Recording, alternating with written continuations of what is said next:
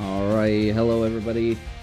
Welcome back to the Think Sacred podcast. My name is Zach, and I'm here with my father, Phil.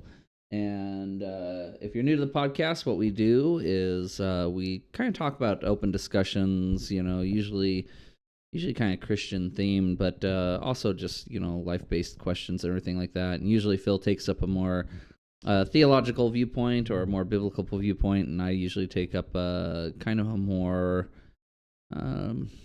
philosophical viewpoint. I try to attack the questions from different angles and stuff like that. And so we're actually kind of just gonna go straight into what we were talking about the last comment I made on the last podcast. I had said our God is a consuming fire, right?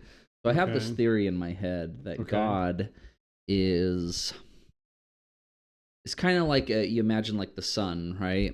Mm-hmm. And the sun, everything like burns off of it and comes off of it, and it sustains and creates everything around it, so to speak. You know what I mean? So it's like God's in the middle and everything else is around him, if that makes sense. Something like everything comes off of him, or everything's created off of him, or whatever. And if you get too close to him, you burn up. No, I don't know. Have you ever? There's been religions that basically worship the sun in that manner, so to speak. The sun gives life, and the sun keeps us warm, and the sun gives us daylight, and things like that. Now, once again, I'm not saying that God is the sun, but I'm just using the analogy, the comparison here to say, is God somewhere in the middle? Does everything come off of him? Because like people like to what we like to do usually is in our minds we kind of create like a good and an evil on one side. And I don't know if that's right, especially in our discussions. We usually come to the conclusion that the truth is actually somewhere in the middle for a lot of things when we talk about law and lawlessness, right? Mm-hmm. Well, there's a point where law becomes evil in and of itself, when it becomes authoritarian or becomes overbearing or becomes overwhelming. And then obviously no law at all is bad as well when it's just anarchy.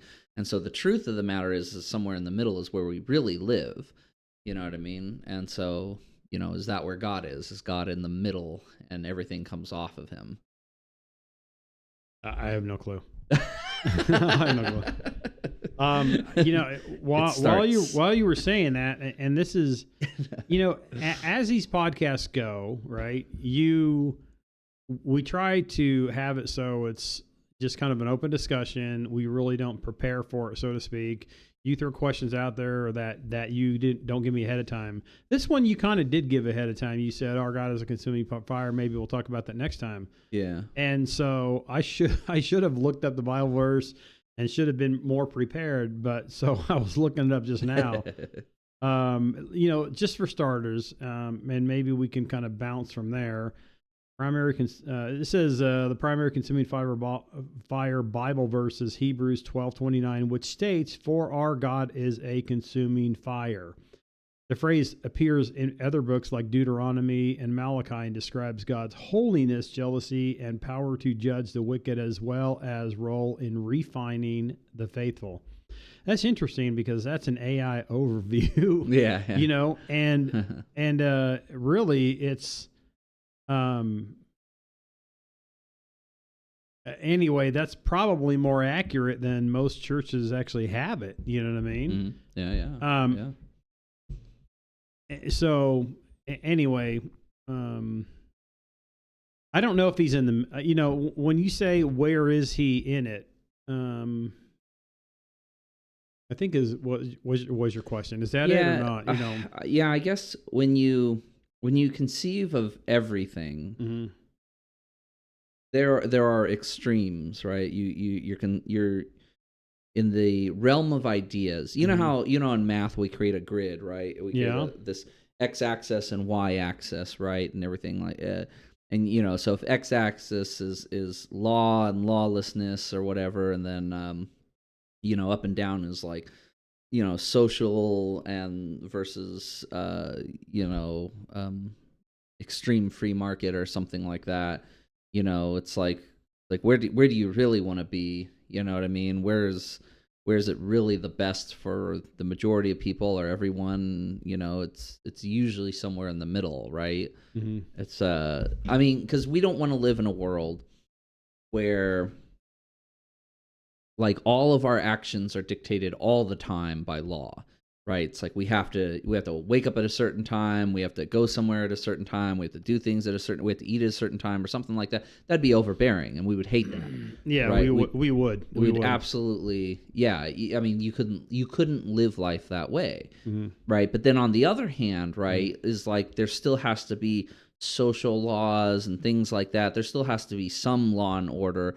There has to be some, punishment for the wicked and everything like that. Mm-hmm. So it's like this spot between, also between like mercy and, and punishment. There's a spot between mercy and punishment where God determines, this is what needs to be done at the certain point in time. So if you're too far off on this side or you're too far off on this side, you're in trouble. You know what I mean? And you want to be somewhere in the middle between like law and lawlessness. I mean, you bring up a lot of points, and it does. I am kind of shotgun blasting it. No, right here. that's fine. I mean, I think when it comes to well, let me back up a little bit, because I've been listening to these guys go through Isaiah, right? Okay. And if when you go through Isaiah and you really kind of dissect it, and it's actually throughout any of the Old Testament, especially like the minor prophets, when they're in the minor prophets, you know what I mean? Yeah, the later part of the Old Testament, right? Yeah, and so and they're prophesying. They're prophesying against Israel, right? Based on what God has given them, and they're prophesying against Israel. And it's interesting that the fake prophets are prophesying everything's going to be hunky-dory and fine, you know what I mean? And but God is a consuming fire. I mean, he's there to throw, I guess, everything at the end is going to be put in the fire, right? And then anything that comes out is going to be those things that, if you're of gold, then you're going to be refined by the fire, right? Yes. Is what I think it says in Corinthians. That's a verse I haven't even read in eons, but you know what I mean? But it that's great. I love that. It does talk about the hay, wood, and stubble will be burned. And then, and I think my recollection of this is that this one's talking about more of deeds. But if you think of deeds, let me just say this: if you think of deeds in the Bible, in the New Testament, especially the way that Paul writes, right? Like he talks about by your, he says the wages of sin is death. In other words, we get paid for the work that we do when we have a job, right? Yeah. Well, God says, well, the wages that you're going to get because of your sin is death, right? And so, that the hay, wood, and stubble would be, it could be construed as those are the people that are burned up, and then the people that are refined by the fire because of faith in God. That is just kind of the lot that they have as they're going through life. And I use the word lot. It's interesting because, we could talk about, Lot and his wife, which is horrible, or we could even talk about Job, because mom's going through Job and he's being refined and he's asking questions and he doesn't get it. But anyway, I'm just grabbing a bunch of things because it's really good. It is so. What you just reminded me of, what I was thinking of is Jesus talks about the vines on the side of the road, and you have the thorny vines, and then you have the vines that bear fruit. You know what I mean? And the vines that are thorny are going to get cold and taken out of there. They will be cut off and thrown into the fire. Yes, they will be. Which is interesting. So it's and then the hay, but separate from the fire, he also talks about the wheat. The wheat and the chaff, right? Yeah. Separating the wheat and the chaff, separating the good crops from the weeds that grow within the good crops. You know what I mean? Now, Jesus says, like, let them grow. It's in one of the parables. It's interesting. He says, let them grow. And then at the end, and we want God to be taking care of a lot of this now, but he allows the weeds to grow up within the good crops, and then at the end he's going to take care of it all, right? Yeah. Well, that goes back to that nature thing that I talk about, you know what I mean? Because without human intervention, the way that plants would grow, like fruit-bearing plants and everything like that, is they would just grow in and amongst everything else. It's not like they would, obviously crops are a man-made construction, mm-hmm. where we go ahead and artificially create a row of just fruit-bearing plants, you know mm-hmm. what I mean, so to speak. And the way God does it, though, out in nature, when humans aren't doing their thing, is everything just grows in and amongst itself, It's just weird to think about. Yeah, I mean, this is there are nature and there are comparisons, I guess, in nature for what we're talking about. In all fairness, I mean, nature can't compare to the way that we're talking about Scripture per se, but I do think there are some interesting things that do happen in nature. You actually mentioned it to me many years ago. And I do remember even when Yellowstone burned, it was like 1 million acres. It was several years ago. Might have been a couple decades plus ago, right? Yeah.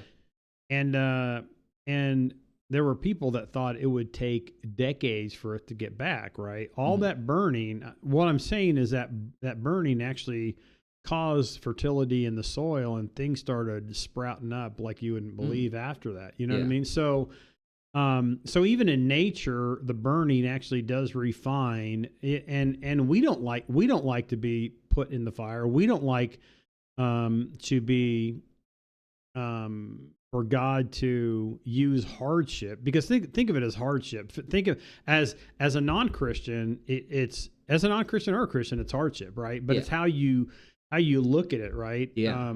Is the hardship going to bring you? Think about it. The hardship is going to bring you closer or further from God, closer to God or further from God. Is the truth. Even the truth actually does the same thing. Jesus talks about he is there to divide families. You know what I mean? Well, that's actually really interesting. And because the truth, the truth will make you either hate the God that has the truth or love the God that has the truth. Right. Yeah. And then just one more thing too. I'm sorry. The study though.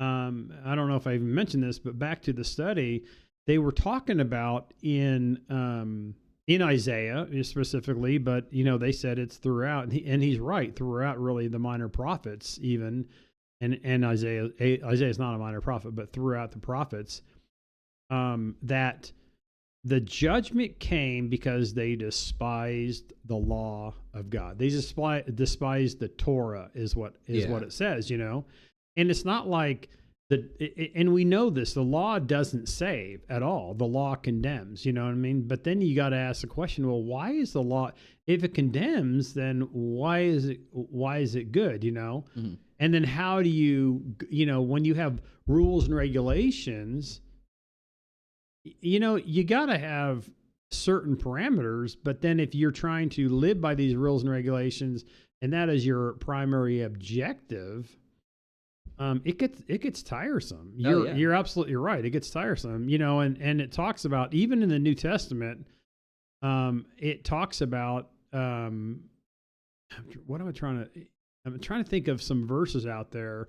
I'll come to those in a bit, hopefully, but there's verses out there which talk about, it doesn't negate the law. It doesn't negate either, and the law, we can use this in God's law, we can use this in governmental law, I mean? I don't want to mix up, because there's different categories of law. Yeah. But if we're talking about God's sovereign law, you know what I mean, that he laid down in the Old Testament, when we look at that, we don't want that law to be a burden that we have to live up to to obtain. Again, it's back to, are we living up to obtain the righteousness of God, or do we realize that this law is good, but at the same time we can never obtain it, and we rest in Christ who paid the penalty for us, right?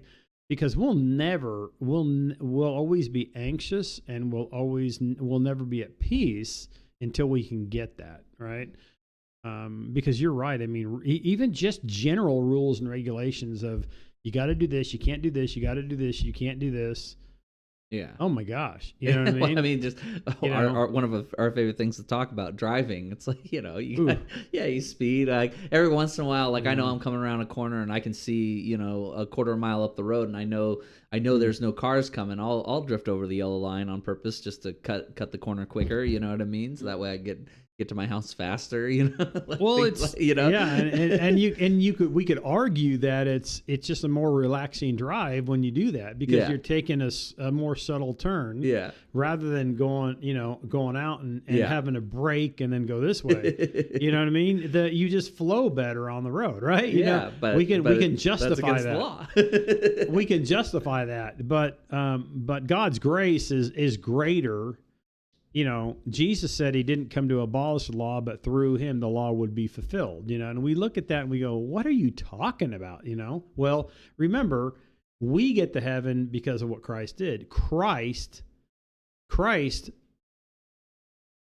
I mean, you could argue, but I mean, he's the Son of God, but not argue. This is not really, you could put it this way, like Christ made it to heaven by living up to the law that we couldn't live by. You know what I mean? He was the only one that made it to heaven by living the law, right? But by doing that, it proved that he was, God the Son, and he was able to be the sacrifice for us, because, God was the one who was going to provide the sacrifice. It was going to be the ultimate one and done. I want to go back a little bit, because we had talked about like putting metal in fire. When you put a metal in like a forger, right? Like when a blacksmith goes and he puts the metal inside the fire and heats it up really, really strong. Well, it's really interesting, because that fire is hot enough. If you were to just throw some wood in it, the wood would burn up immediately. You know what I mean? But the metal gets glowing hot. It's so hot, you know what I mean, that it's it's literally like melting, and it's and he's able to shape it. He pulls it out and he can hammer it into a shape and everything like that. And so when you think about that, you know what I mean, the difference in resilience to the fire or something, you know what I mean, being able to handle that and versus not being able to handle it. Like I mean, you were saying like, wood being thrown into the fire. Piece of metal being thrown into the fire. It's a completely different thing. We as humans hate to be tested by God. We hate to be, I said God tests, but he never tempts, right? But we hate that. We hate to be refined. We hate to be disciplined. I talked about that last time, where in general we hate to be disciplined, but if we can get to the point where we understand discipline is there for a reason, then we draw closer to God and rest in him no matter what the circumstances are. But if we're looking at circumstances to drive us, and the circumstances are such that God's trying to refine us, and yet we're not responding because we don't like that discipline. It could be discipline. It could be he's just trying to refine us. It could be he's just pruning us. There's analogies like that in the Bible. We don't like that. But I think the natural reaction is to go away from God, but God wants us to draw near to him. The question is, now this goes back into, because all of our analogies right here are basically the item doesn't really have a choice, right? The piece of metal being put into the fire is gonna get shaped anyways. Like God's gonna pull it out. He's gonna shape it, you know what I mean? And he's gonna turn it into the sword or whatever he's gonna turn it into. Are you going back to God's sovereignty? I wonder. And see, and Calvinism, and I don't know. What is it? Calvinism. Is that Calvinism? Well, not God's sovereignty. We pretty much if you're a biblical church, you're going to believe in God's sovereignty, period. Yeah, You know what I yeah. mean? But Calvinism, it would be that that God chooses the elect. Oh, You know what I yeah, mean? yeah, yeah, yeah. The elect aren't chosen, or it's not a, that predestination, which is in the Bible, is strictly a thing that God does, and it's not based on his foreknowledge. He just predestines people for salvation. That's an interesting. That's a tough discussion. See, I think I don't know if that's what you were talking about. No, yeah. I think what I've explained throughout the podcast before is I basically believe everybody has a use. You know what I mean? Mm-hmm. The person in our analogy here, as we're talking about wood being thrown into the fire, the wood has a purpose. You know what I mean? It is to warm the house. You know what I mean? Like when I'm at home and I chop up the wood and winter's coming on here and everything, and I need a fire. I take the wood, I put it in the fire pit, and I light it on fire, and then my house is warm for the rest of the night. You know what I mean? So the fire, so the wood itself has a purpose as well. It's like I told you before, right? There are poisonous spiders out there. Yes, there are. And I found a bunch of them. I keep finding them. Not a bunch of them, but I keep finding them one at a time in my shop. Yeah, it's not good.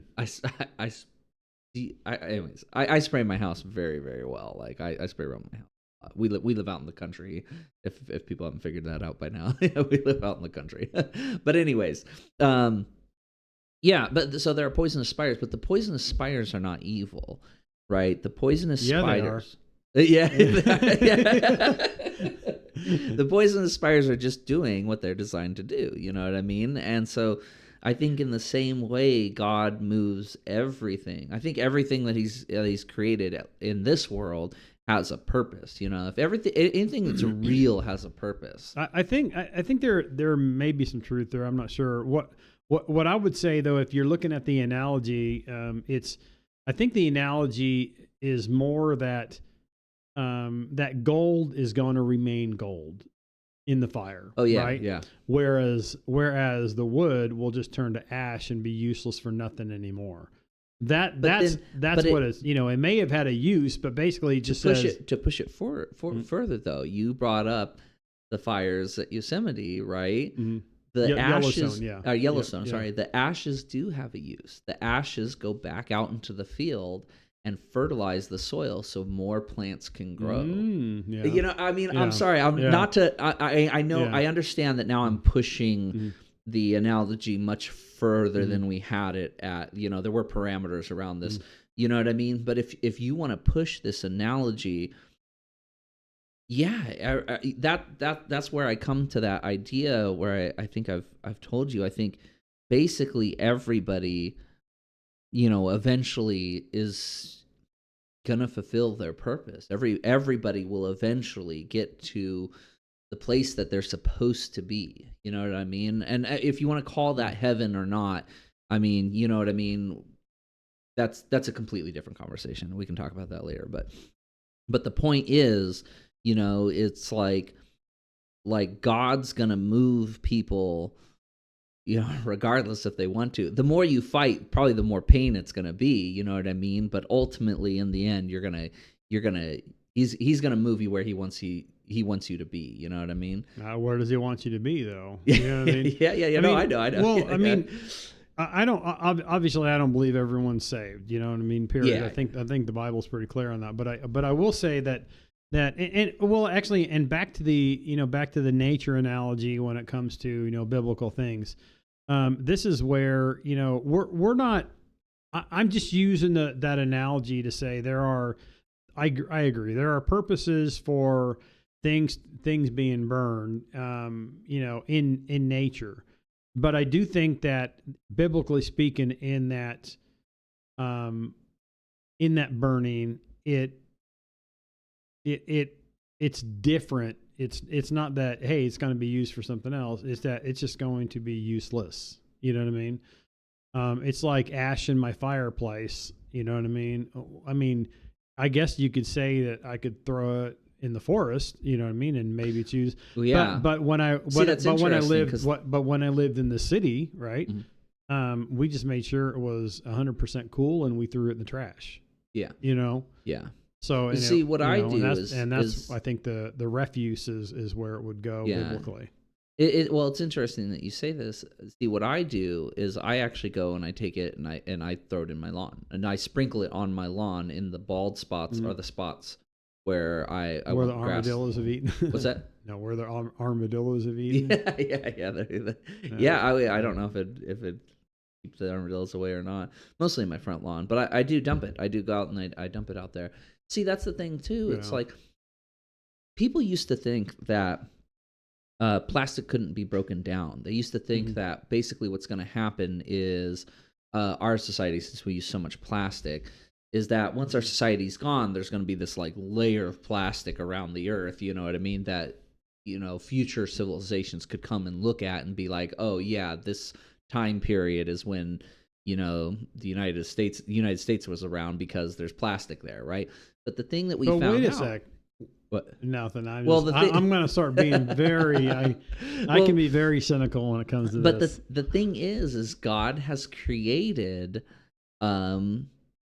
There are actual mycelium and mushrooms and mold that we know now eat plastic and will break it down so it's gone. So eventually that will be returned back to Earth in, you know what I'm saying? I know I do. I mean, but I do, but it's It's the thing that the place my brain started going to was totally different than that. It just had to do with I think it was KT in the car, right? Yeah. And we were talking about how we used to drink from a hose, you know what I mean? Oh, yeah. And he said, isn't it bad? I said, no, it's just fresh water. As long as the water continues to flow, you're fine. I mean, you know what I mean? I said, I don't know of anyone who got sick from drinking from a hose, but now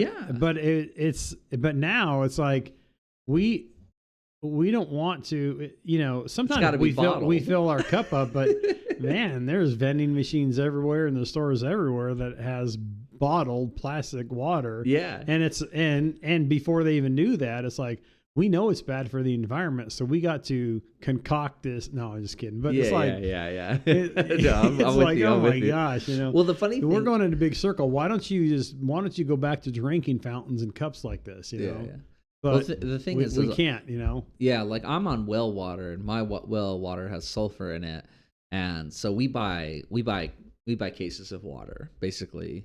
Oh, really? I did not know that. Oh, yeah. I live off. I thought that you dropped chlorine down there, or these tabs down there. I have a filter on the house and everything like that. But the point is though is no, yeah, I buy bottled water. Oh, ooh, man, that is. I did not know that. I did not. No, sulfur is just a gas, you know what I mean? But it's a stinky gas, Yeah, yeah. But I admit, okay. I don't remember. I don't know if you remember. We're getting off topic, but when we first moved here, how bad it smelled, and we could have actually just said no. But as I'm looking into it, it's like I can. You figured out. It's solvable. It's easily. And I ended up. I budgeted for certain things, and that was one thing I budgeted for was a very expensive filter in the well house. Yeah. You know what I mean? That just totally got rid. Besides filtering out sediment that could get into your pipes, it filtered. It just got rid of the sulfur smell all the way. So yeah. Anyway, I don't know what we're talking about that for, but the point is I don't know, man. I'm still just stuck on this, and I don't really know how to either break it or not. Because what you say makes a lot of sense when you're looking at it at the on the onset, and it's really the same conversation we've been having throughout the entire history of the podcast, right? It really is is everybody going to hell? You know what I mean? Or is everybody going to heaven? Or you know what I mean? And once again, hell, heaven, we can that's a different conversation of what is hell, what is heaven, so on and so forth. But the I come to this point where it's like every time that you want to say like something is useless, it's not really useless. It's just transformed into something else. It's just like everything just that's what God seems to do in this world at least. And there's absolutely worlds out there where he could do something completely different, where things do become useless or whatnot. But it seems like in this universe, it seems like in this world, everything's death or destruction is growth for something else. So like in the rainforest, tree falls, right, and creates an opening in the canopy. Now all of a sudden a bunch of new growth can spring up in that area and new stuff comes to life. And so it just seems like there's this cycle of transformation that God likes to do with us. You know what I mean? Or something like that. Yeah. I don't know. So I can't get off of that. I can't find a really good reason to go and say at some point in time something is completely useless, because I mean, think of even fertilizer, it's poop. It's poop. Poop is useful.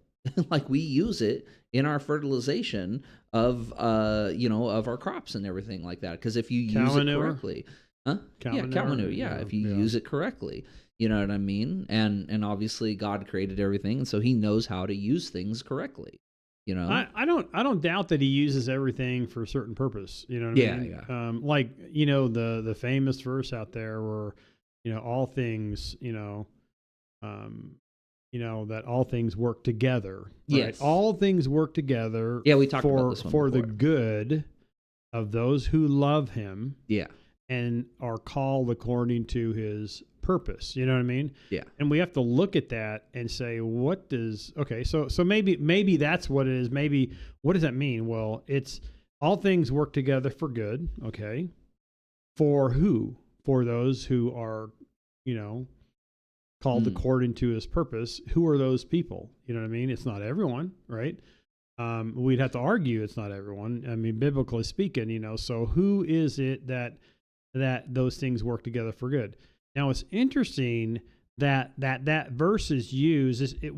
Mom and I were watching a mini series. We end up canceling Netflix as we're trying to kind of pare back, but it was called Manifest, right? Okay. And it's interesting that verse was used a lot and it was used in the first one, like all things work together for good. Well, you grab that. It's like you grab that piece and you say, okay, everything works together for good. Well, you got to, in the context of it, for who? For those, for those who are called according to his purpose, that's one thing. But the context of that whole thing, and people miss it, it all has to do with the resurrection and the new life after death here. You know what I mean? And that, and it's interesting because it really has nothing to do with here on earth. You know what I mean? It's just, but it does have to do with God continuing to refine us. So he saves us, right? That's called justification. And then he refines us. That's sanctification. And he's doing that on earth, but it's really for the glory that's past death. That's after our death, that we're going to have resurrected bodies. That's what he works together for good for those who are called according to his purpose, right? That's what it's talking about. It's talking about in fact, it's really talking about the afterlife. But people think, they look at that, and I'm saying this in general, but I don't know. I've never heard of anyone who explained it in its context. Yeah. And it's really just about those who are those who God called. And it's interesting because it is back to, well, what does that mean? Does that mean that God is sovereign and he picks and chooses who he's going to save and not save?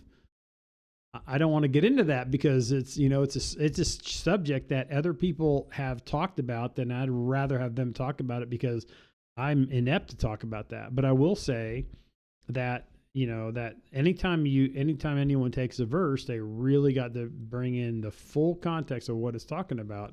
Yeah. And why am I bringing that up? That all things work together. You're talking about everything being useful, I think is what you were saying. Even Judas in the Bible, maybe you could argue even Judas was useful. Yeah. why was he useful? Well, because he actually betrayed Christ for him to be put to death, even though he said that that's what he came here for, but Judas played a part in Christ's death, which Jesus came to do anyway, well, Yeah. maybe you Yeah. could argue, I guess. Oh yeah. Okay. You brought. This is good. Because you remind me of something. So the blind man, right? They're passing by, and the disciples say, who sinned that this man was born blind, right? Good one. And Jesus says, it was there for the glory of God, that that I would be revealed, that God's glory would show through, right? And then he heals him, right? And so I don't know, there's a point there. That's the point, right? The point is, right, is it's like this stuff didn't happen, you know what I mean? God, it's almost one of those ones where I want to say like Jesus's message is often this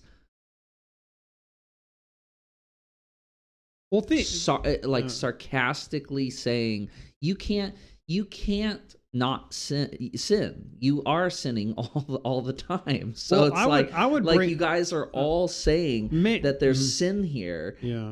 And it's like it's almost like he's saying, okay, so what? You know what I mean? It's almost like it's just a part of life. This is what you have to just accept it. You know what I mean? That like you always say, life is messy. Life is complex and messy, and things happen, and it's like you need to accept your place, I guess, in the universe or something like that. I don't even know. No, I'm trying to put this together. I haven't quite got it right. Bring it home. So when we started talking, we started talking about consuming fire.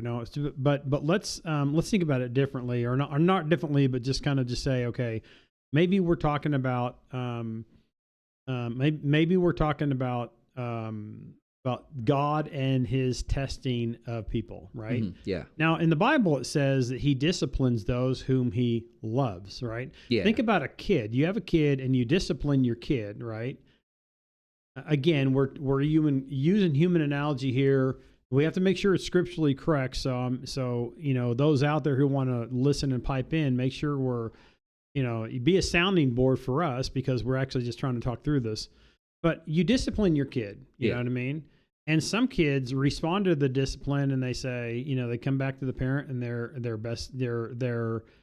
they really respect that parent, especially when they get older, right? And then other kids, basically they were disciplined and they cannot stand their parents for the rest of their life, you know what I mean? So and it may be a little bit with where God disciplines, he disciplines those whom he loves. That's one thing. But the second thing is, everyone on earth, right? God reigns. He sends rain on the righteous and the unrighteous. In other words, it has to do with crops. It doesn't have to do with, I hate rainy weather. Yeah. It just has to do with he purposely does this because he's going to make sure that he takes care of his people, so to speak, here on earth. And it doesn't matter if they're righteous or unrighteous, right? But back to that blind man, where that blind man was kind of I don't think it's a microcosm, because it's more like, hey, the disciples, and in that culture, and we think of it the same way here. We think, well, that person is in a bad state, so something that they did caused it, right? Yeah. Well, yes. Yeah. Sometimes there is a cause, but as we look through life and we say it is messy, right? That one, that particular one was there because Christ, every time that he did a miracle, he did it to show who he was. And he did it to show that he alone could forgive sins, and only God could forgive sins. Yet he did it, and he showed that he could heal people, and he could forgive sins here on earth. It was there to show who he was, right? So the disciples thought, and the culture again thought basically that, hey, every time that someone didn't have a good I'm using Lot not as name, Yeah. but anytime they didn't have a good lot here in life, it was because God didn't have favor on them, right? Yeah. But it's interesting because even in the Psalms, David is trying to figure this out, and he's saying, why in the world do the evil flourish, and why do the righteous, seem like people have their foot on their neck? You know what I mean? Like, why does it feel like it's upside down? Like, what are we doing here? Yeah. Think of Ecclesiastes. He's trying to figure out all of this stuff. You know what I mean? And finally, toward the end, he kind of figures it out if you read through it. But it's a messy life. And so for us so God is sovereign. God does allow things. God hopes that basically we'll turn to him when things happen.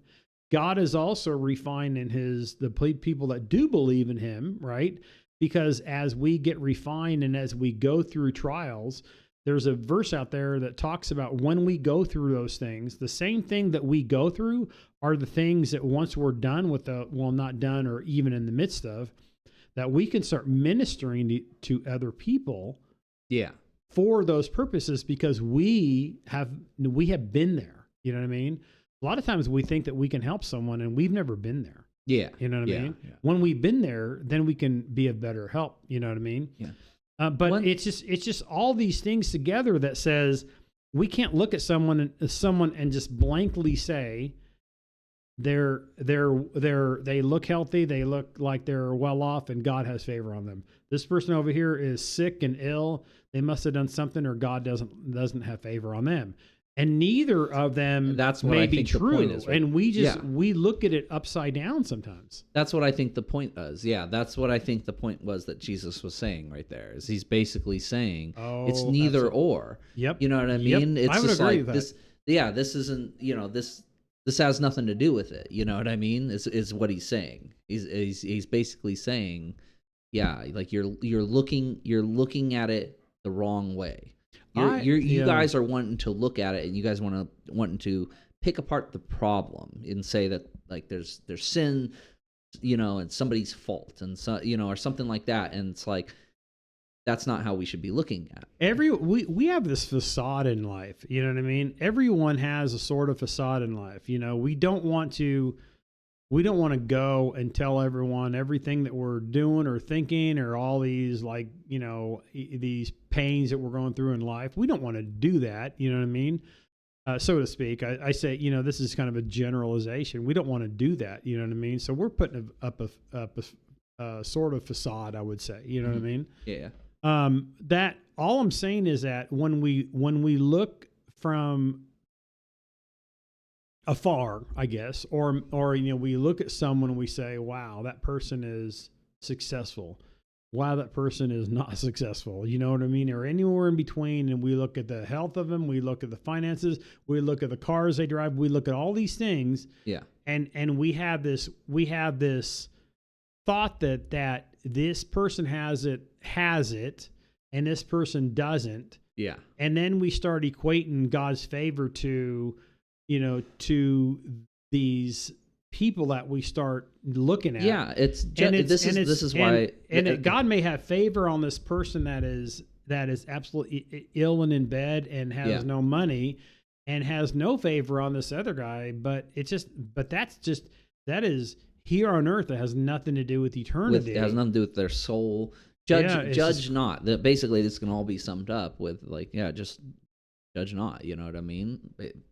I don't know. That seems like a poignant spot right there, is to just like we shouldn't be judging other people's souls or their souls. Yeah, that right there, when it talks about judging, there's a couple things to look at, because we need to look at the situation. So sometimes we do judge. So not to say that we basically don't have discernment and we're throwing discernment out the window is not what it's saying. But I would totally agree with you that we're not here to judge who they are or whether or not God has favor on them or not. Yeah, we're not here to judge their right standing with God or not. Now we can ask questions about that. Yeah, but if we look at someone and we have no just think of it. First step, we have no conversation with these people. bunch of different people, and we look at them and we look at what house they have, the car they drive, the wife they have, the health, the amount of money they have, all this other stuff. And we just look at it kind of linearly, and we say, God has favor on them, or they did the right things, or God doesn't have favor on them, or they did the wrong things. Whether we believe in God or not, that's the way we look at it. You know what I mean? Yeah. And sometimes God is trying to say, You know what the funny thing is sometimes we have the opposite viewpoint too. Sometimes we say the rich person, we're like, he must have done something bad to get there. Yeah, you know what I mean? No, he's an evil person. That is true. That is true. See, so no matter what, that's why I think Jesus's message. That's why I say, like, every once in a while I read it and I get these hints of sarcasm in there. Because it's like, it doesn't matter.